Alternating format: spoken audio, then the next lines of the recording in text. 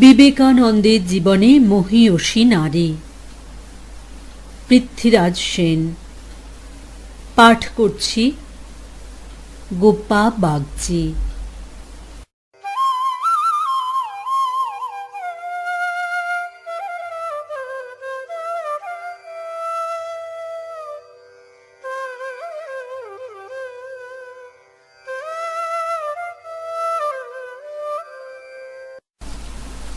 Josephine MacLeod.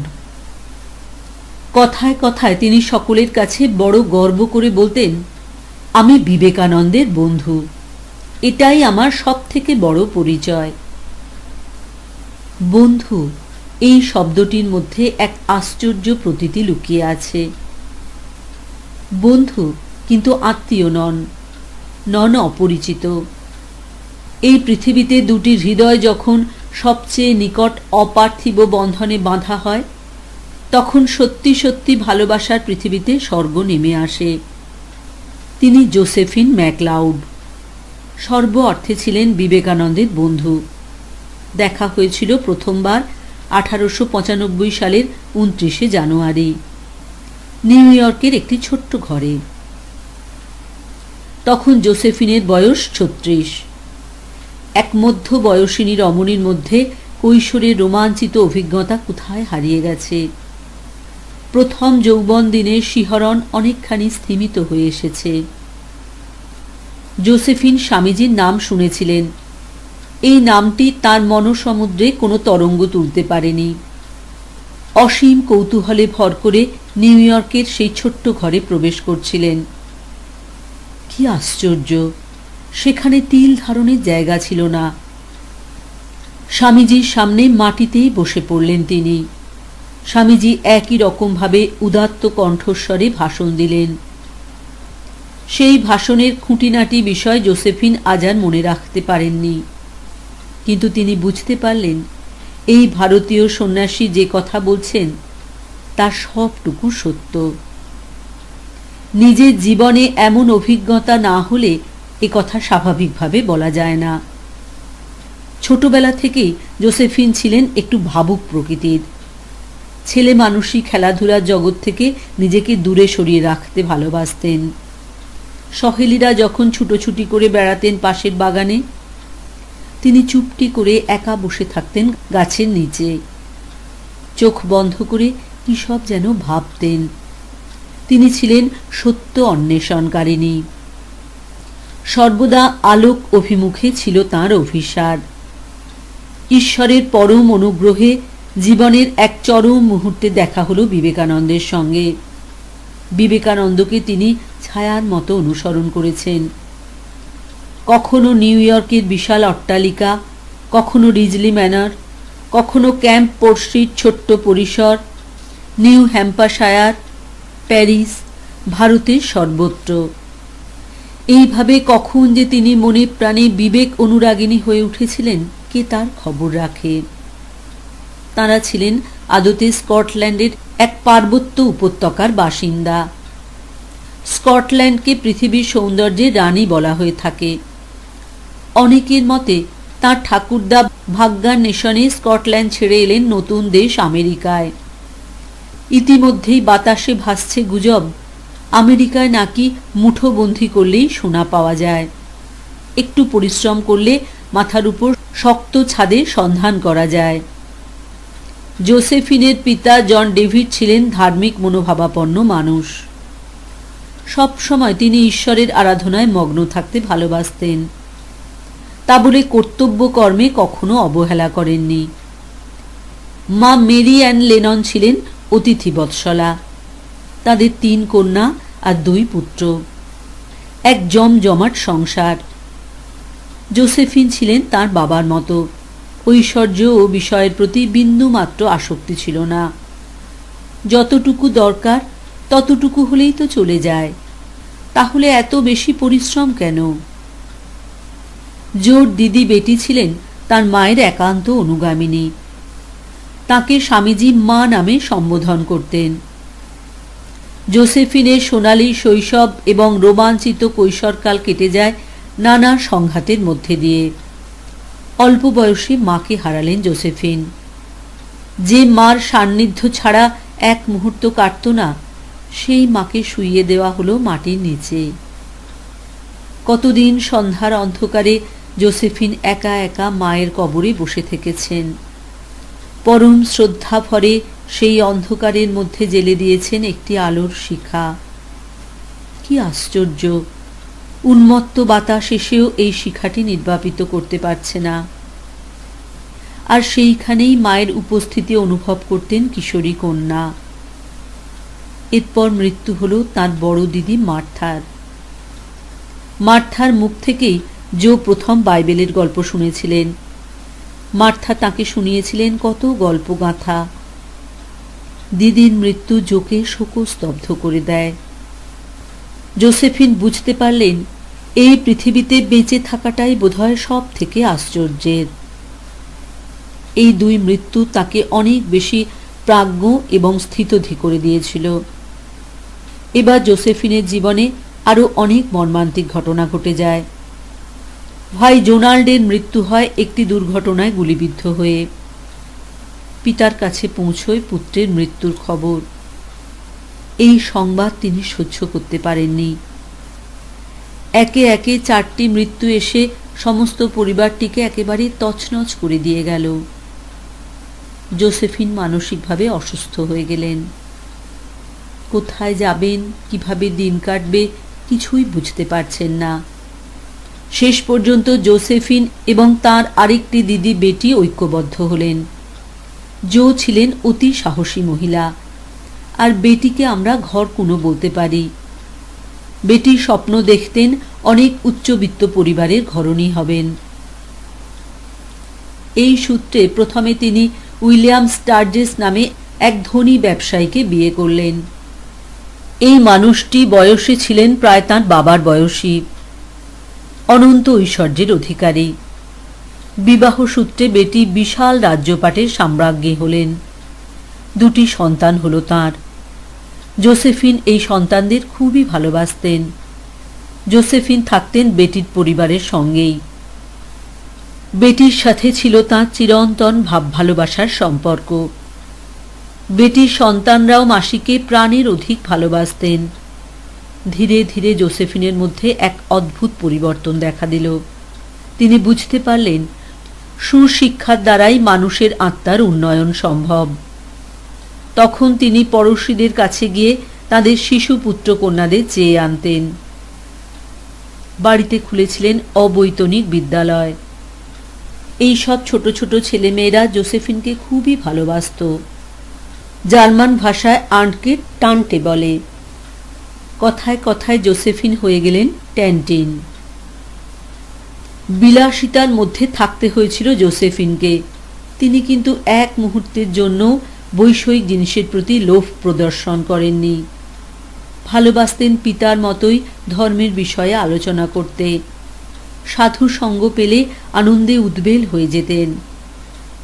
এই পরিবারের মধ্যে থাকা সত্ত্বেও তিনি তাঁর চারপাশে এক স্বাধীন বৃত্ত রচনা করেছিলেন। বারবার তিনি একটি কথাই বলতেন, জীবনে চলার পথে অনেক বাধা আসবে, সেই বাধাগুলোকে অতিক্রম করতে হবে। তার মধ্যে ছিল ইতিবাচক স্বপ্নের স্ফুরণ। সদা সর্বদা মুক্তির অন্বেষণ করতেন। স্বামীজির সঙ্গে দেখা হবার পর তাঁর জীবনে ব্যাপক পরিবর্তন ঘটে যায়। পরবর্তীকালে তাঁর জীবনে স্বামীজির প্রভাব প্রসঙ্গে আলোচনা করতে গিয়ে জোসেফিন স্বীকার করেছেন, আমি মনে করি স্বামীজি হলেন একটি পাথরের মতো যার উপর দাঁড়ানো যায়। আমার জীবনে সেটাই হলো তাঁর সব থেকে বড় অবদান। আমি কোনো উপাসনায় বিশ্বাস করি না। আমি জানি বৈচিত্র্যময় জীবনের অন্তে আসে স্থিরতা। স্বামীজির সঙ্গে দেখা হবার পর আমি গার্হস্থ্য বন্ধন থেকে নিজেকে মুক্ত করতে পেরেছি। এটি বোধহয় আমার জীবনের পরম পাওয়া। 30 বছর বয়সে জোয়ের জীবনে এক স্মরণযোগ্য পরিবর্তন ঘটে যায়। এক বন্ধু মারফত তার হাতে আসে গীতার একটি ইংরাজি সংস্করণ। তিনি অবাক হয়ে পড়তে থাকেন। সমস্ত রাত কেটে যায়। এই বইটির মধ্যে এমন এক আদর্শ আছে যা যে কোনো মানুষকে আশাব্যঞ্জক করে তুলতে পারে। তখন থেকেই ভারতীয় অধ্যাত্মবাদের প্রতি অসম্ভব আকর্ষণ বোধ করতে থাকেন জোসেফিন। ডোরা নামে একজন সাইকিক মহিলা এসে স্বামীজির সংবাদ দেন। এটাও বোধহয় ঈশ্বরের অভিপ্রায়। জো এবং বেটি ছিলেন পরস্পর খুবই ঘনিষ্ঠ। যদিও তাদের প্রকৃতিতে বেশ ফারাক ছিল, কিন্তু তাতে তাদের সম্পর্কের কোনো অবনতি হয়নি। বেটির স্বামী 1894 সালের নভেম্বর মাসে মারা যান। এর আগে ব্যবসাতে ব্যাপক লোকসান হয় তাঁর। তারপর থেকে বেটি বোন জোয়ের প্রতি আরও নির্ভরশীল হয়ে ওঠেন। পরবর্তী জানুয়ারিতে তাদের দেখা হয় স্বামীজির সঙ্গে। সপ্তাহে 3 দিন জোসেফিন এবং বেটি নিয়ম করে স্বামীজির বেদান্ত ক্লাসে যেতেন। সামনের চেয়ারে পাশাপাশি বসতেন। সব ভাষণ মন দিয়ে শুনতেন। নিয়মিত নোট নিতেন। কোনো মন্তব্য করতেন না। তাদের এই একাগ্রতা এবং নিয়মানুবর্তিতা দেখে স্বামীজি অবাক হয়ে গেলেন। একদিন তিনি তাদের কাছে জানতে চাইলেন, তোমরা কি 2 বোন? তারা হ্যাঁ বলাতে স্বামীজি জানতে চান, তোমরা কত দূর থেকে আসো? জোসেফিন বললেন, বেশি দূর নয়, হাডসনের উত্তর দিক থেকে মাত্র 30 মাইল দূরে আমরা থাকি।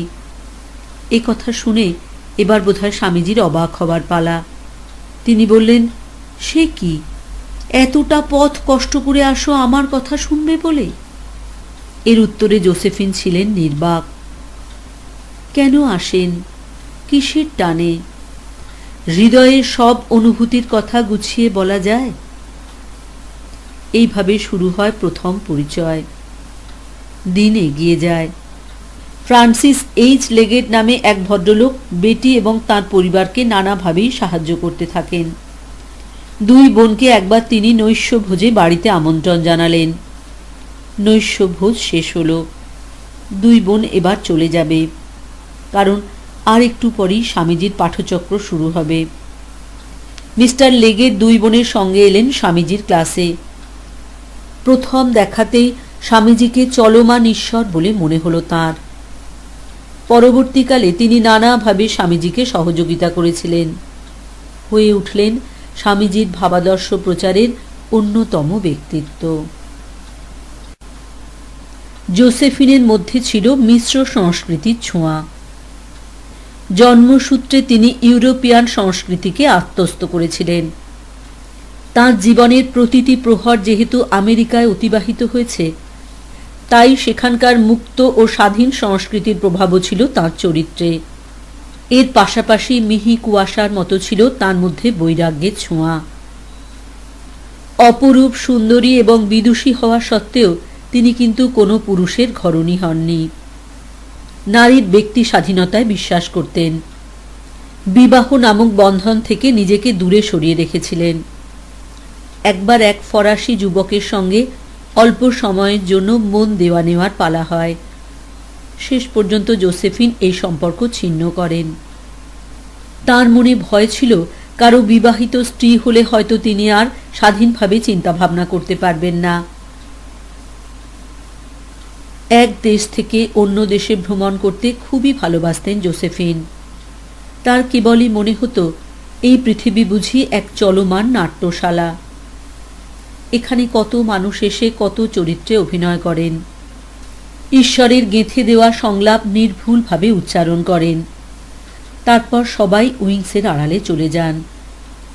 স্বামীজির সঙ্গে জো প্যারিস এবং লন্ডনে গিয়েছিলেন। এই 2 শহরে এসে জোসেফিন একেবারে অবাক হয়ে যান। তিনি বুঝতে পারেন প্রত্যেকটি শহরের এক একটি আলাদা সংস্কৃতি আছে। নিজেকে স্বামীজি বন্ধু বলায় তিনি যথেষ্ট গর্ব অনুভব করতেন। তিনি চেয়েছিলেন স্বামীজি যেন তাঁর কাজে 100% সফল হন। শ্রীমতী বুলের সঙ্গে তার নিয়মিত চিঠির আদান প্রদান চলত। স্বামীজির আমন্ত্রণে ভারতে আসার পর ভগিনী নিবেদিতার সংস্পর্শে এলেন জোসেফিন। নিবেদিতাকে দেখে তার মনে হয়েছিল তিনি বুঝি সত্যি সত্যি এক প্রজ্বলিত অগ্নিপথ স্বরূপ।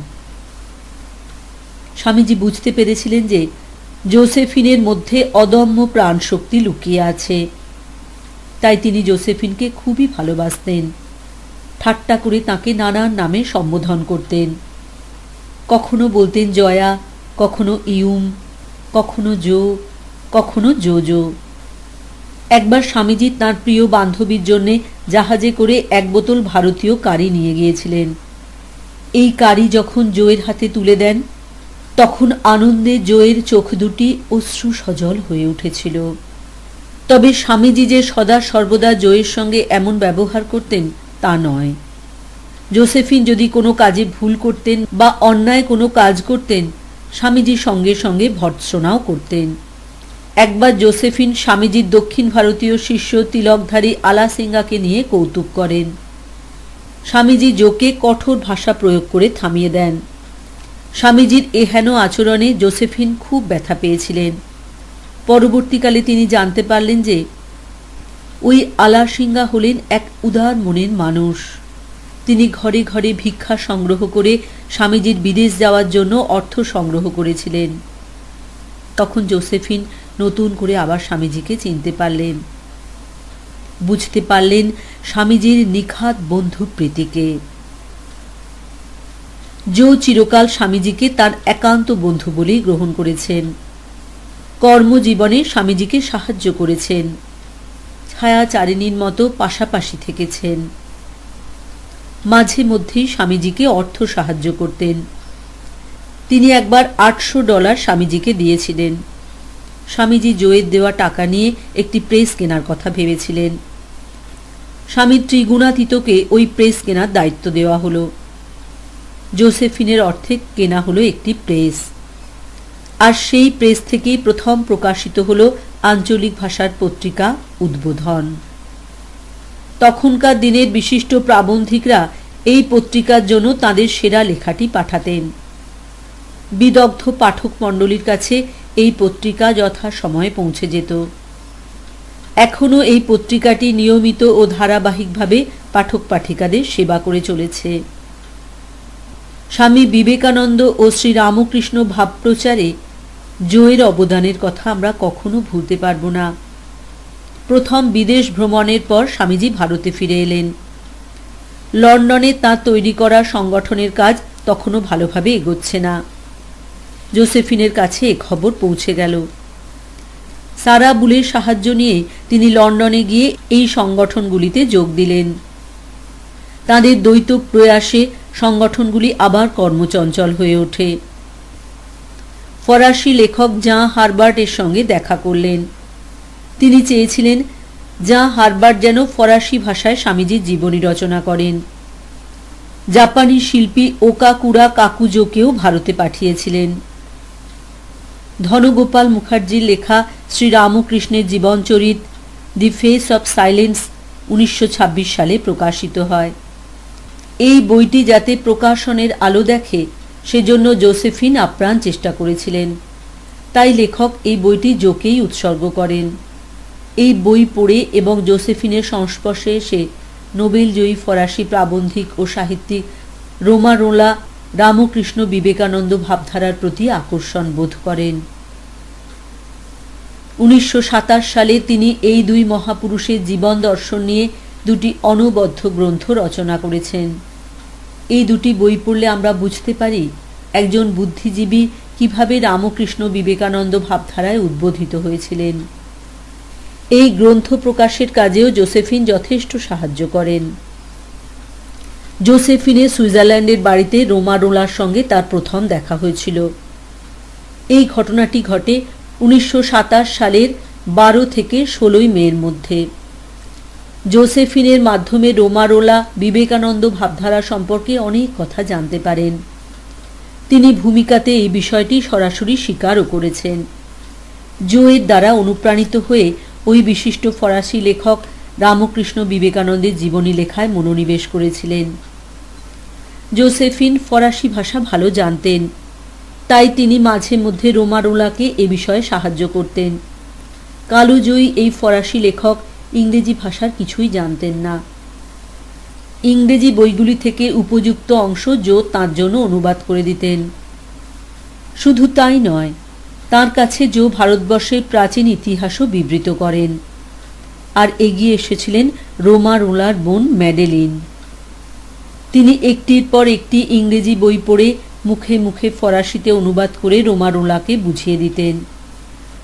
তাই রোমারোলার ওই বই দুটি লেখার অন্তরালে জোসেফিন এবং তাঁর বোন ম্যাডিলিনের কথা কখনো আমরা ভুলতে পারব না। আবার যে রমণী ইংরাজিতে এই দুই বই অনুবাদ করেন তিনি হলেন এলিজাবেথ ফ্রান্সিস ম্যালকম স্মিথ। এই ইংরাজি অনুবাদের মাধ্যমে ইংরাজি ভাষা জানা মানুষের কাছে ওই দুই মহাপুরুষের জীবনই পৌঁছে গেল। দ্বিতীয়বার আমেরিকা এবং ইংল্যান্ড ভ্রমণ করার পর স্বামীজি প্যারিস, তুরস্ক, কনস্ট্যান্টিনোপল, মিশর প্রভৃতি দেশও ঘুরেছিলেন। জোসেফিন এ সময়ও তাঁর সঙ্গিনী হয়েছিলেন। স্বামীজি যখন যেখানে যেতেন তখন সেখানকার ইতিহাস সম্পর্কে অনর্গল ভাষণ দিতেন। স্বামীজির এই বিরল প্রতিভা দেখে জোসেফিন একেবারে অবাক হয়ে যেতেন। জোসেফিন জাপানে গিয়ে বিখ্যাত শিল্পী ওকাকুর সঙ্গে দেখা করে তাকে স্বামীজির কাছে নিয়ে আসেন। সেই সময় স্বামীজির স্বাস্থ্য বিশেষ ভালো যাচ্ছিল না। একদিন কথায় কথায় তিনি নিজের দুঃখ দুর্দশার কথা জোসেফিনের কাছে খুলে বললেন। হাসতে হাসতে স্বামীজি বলেছিলেন, এই পৃথিবীতে আমি একেবারে রিক্ত, নিঃস্ব। নিজের জন্য একটি আধুলিও আমার জমা নেই। আমাকে যা দেওয়া হয়েছে সবটাই আমি জনগণের মধ্যে বিলিয়ে দিয়েছি। এই কথা শুনে জোসেফিন খুবই চিন্তিত হয়ে ওঠেন। তিনি বলেন, স্বামীজি, আপনি আমার কাছ থেকে প্রতি মাসে $50 করে পাবেন। যতদিন আপনি বাঁচবেন আমি এইভাবে আপনাকে সাহায্য করব। স্বামীজি বলেছিলেন, এতে কি আমার চলবে? এই কথা শুনে একটু হেসে জোসেফিন জবাব দিয়েছিলেন, নিশ্চয়ই চলবে, তবে আপনি আপনার মনের মতো ক্রিমটা খেতে পারবেন না। সঙ্গে সঙ্গে জোসেফিন গুরুর হাতে $200 তুলে দিলেন। তাঁর দুর্ভাগ্য যে ওই ডলার শেষ হওয়ার মেয়াদ অর্থাৎ 4 মাস শেষ হবার আগেই জুলাইয়ের প্রথম দিকে স্বামীজির মৃত্যু হল। স্বামীজি বোধহয় তাঁর চলে যাবার কথা আগে থেকেই বুঝতে পেরেছিলেন। একদিন মঠে খেলাধুলার আসর বসেছিল। স্বামীজির শরীর ভালো না থাকায় তিনি ঘরে জানলায় বসে সব দেখছিলেন। জোসেফিন পাশেই বসেছিলেন। এ কথা সে কথা বলতে বলতে স্বামীজি হঠাৎ বললেন, আমি 40 দেখব না। তখন স্বামীজির বয়স সবেমাত্র 39 হয়েছে। জো স্বামীজির মুখের দিকে তাকিয়ে বললেন, কিন্তু স্বামীজি, বুদ্ধকে আপনি এতখানি শ্রদ্ধা করেন, সেই বুদ্ধ তো তাঁর জীবনের মনে রাখার মতো কাজ 40 থেকে 80 বছরের মধ্যে করেছেন। স্বামীজি এই কথা শুনে গম্ভীর হয়ে জবাব দিয়েছিলেন, আমার যা বার্তা দেবার আমি তা দিয়ে দিয়েছি। আমি স্পষ্ট বুঝতে পারছি এবার আমাকে চলে যেতেই হবে। জো জানতে চাইলেন, কেন চলে যাবেন? উত্তরে স্বামীজি বলেছিলেন, একটা বড় গাছের ছায়া অন্য গাছগুলিকে বেড়ে উঠতে দেয় না। ছোট গাছগুলি যাতে ঠিকমতো শাখা প্রশাখা ছেড়ে বেড়ে উঠতে পারে, তাই বড় গাছটিকে এবার বিদায় নিতে হবে। স্বামীজি হয়তো কথা রেখেছিলেন, কিন্তু স্বামীজির এই চলে যাওয়া জোসেফিনকে খুবই কষ্ট দিয়েছিল। জোসেফিন এরপর মায়াবতীর দিকে চলে গিয়েছিলেন। তারপর গেলেন ইংল্যান্ডে। স্বামীজির সঙ্গে এই জীবনে আর তাঁর দেখা হয়নি। নিবেদিতার পাঠানো চিঠি মারফত তিনি সেই ভয়ঙ্কর দুঃখ সংবাদটি পেয়েছিলেন। তাঁর গলায় একটি লকেট ছিল। সেই লকেটের ভিতর তিনি স্বামীজির একগুচ্ছ চুল সংগ্রহ করে রেখেছিলেন। যখন স্বামীজি রিজলি ম্যানরে ছিলেন তখন জো তাঁকে না জানিয়ে তার মাথা থেকে ওই চুল কেটে নেন। স্বামীজির মহাপ্রয়াণের পর যখন জোর মন খারাপ হতো তখন লকেটটি খুলে ওই চুলের গোছার দিকে তিনি এক দৃষ্টে তাকিয়ে থাকতেন। তার কেবলই মনে হতো স্বামীজি বোধহয় পাশেই বসে আছেন। বন্ধু বিবেকানন্দের জন্য তিনি অকাতরে অর্থ দান করেছেন। বেলুড় মঠের প্রথম পর্বের দান আমরা কেউ ভুলতে পারব না। পশ্চিমবঙ্গের মিউনিসিপ্যাল কমিশনার এবং অ্যান্টি ম্যালেরিয়া বোর্ডের হয়েও কাজ করে গেছেন। প্যারিসে বেদান্ত সোসাইটি গড়ে তুলতে যথেষ্ট অর্থ দান করেছেন। শুধু তাই নয়, তখন ব্রিটিশ আধিকারিকেরা নানাভাবে বেলুড় মঠের উপর নজর রেখেছিলেন। তাদের মধ্যে কেউ কেউ এই সন্দেহ প্রকাশ করেছিলেন যে বেলুড় মঠে অনেক গুপ্তচরের আস্তানা। এই সময় এগিয়ে এলেন জোসেফিন। তিনি মধ্যস্থতাকারিণীর ভূমিকায় অবতীর্ণ হলেন। সরকার পক্ষ যাতে রামকৃষ্ণ মিশন সম্পর্কে কোনো খারাপ সিদ্ধান্ত না নেয় সেদিকে তাঁর কড়া নজর ছিল। কর্মযোগী জোসেফিন স্বামীজির আদর্শ অনুযায়ী জীবনের বাকি দিনগুলি কাটিয়ে দিয়েছেন। 1915 সালে ভারতে এসে তিনি 15 বছর ধরে বেলুড় মঠের বিশেষ অতিথিশালায় অবস্থান করেন। তাঁর ঘরটি ছিল একেবারে গঙ্গার ধারে। সেই ঘরে বসে তিনি ধ্যানমগ্না অবস্থায় স্বামীজির কথাই চিন্তা করতেন। তখন সমস্ত দেশ জুড়ে এক ভয়ঙ্কর পরিস্থিতির জন্ম হয়েছে। সকলে দেশাত্মবোধের আদর্শে উদ্বুদ্ধ হয়ে উঠেছেন। 1916 সালে একটি অনভিপ্রেত ঘটনা ঘটে গেল। বেলুড় মঠের ওপর পুলিশের নজর পড়ল। যে কোনো সময় মঠে খানা তল্লাশি হতে পারে এমন সম্ভাবনা দেখা দিল। জোসেফিন এই অবস্থায় ব্রিটিশ ভাইসরয়ের কাছে পুরো পরিস্থিতি খুলে ধরেছিলেন। তাই সেই যাত্রায় মিশন রক্ষা পেল।